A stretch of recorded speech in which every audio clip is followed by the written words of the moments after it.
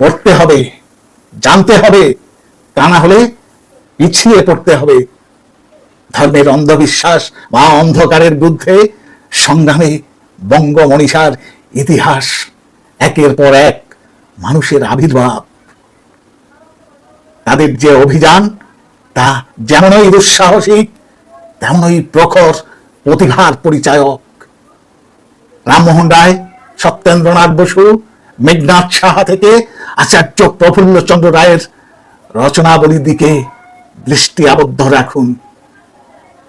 বুকে বুকে বল ফেরত পাবেন। এইসব দীপ্ত মেধাবীরা ধর্মান্ধতার পূর্ণ জাল ছিন্ন ভিন্ন করে অন্ধকারের বিরুদ্ধে আলোর মশাল জেলে যুক্তিনিষ্ঠ নির্মল চিন্তার হাতিয়ার হাতে বিজ্ঞানের সমর্থনে এগিয়ে এসেছেন। নাস্তিক অপবাদের তোয়াক্কা করেননি। একজন নয়, দুজন নয়, একের পর এক এক এহেন মনীষার আবির্ভাব হয়েছে। এদের কথা মনে রাখলে বঙ্গভাণ্ডারে বিবিধ রতনের কথাটা অতিরঞ্জন হবে না। তাদের দুঃসাহসিক অভিযান থেকে আমাদের আজকের দায়িত্ব নতুন করে মনে পড়বে। অন্ধকারের আতঙ্কে জড়সড় হয়ে থাকার বদলে তারা আমাদের এক বিরাট দায়িত্বের ভার দিয়ে গিয়েছেন। সে দায়িত্ব হলো প্রতিরোধের প্রতিজ্ঞায় অবিচল থাকা।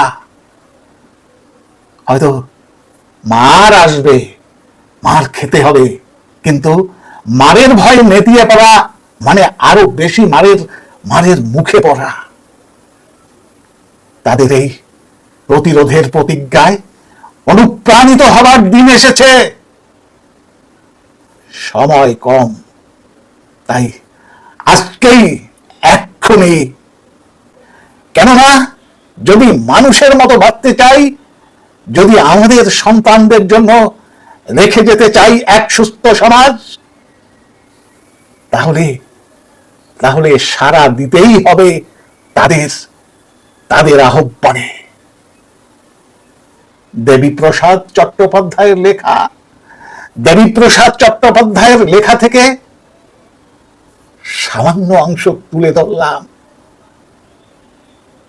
আজ এই পর্যন্ত। ততক্ষণ ভালো থাকবেন, সুস্থ থাকবেন। ধন্যবাদ।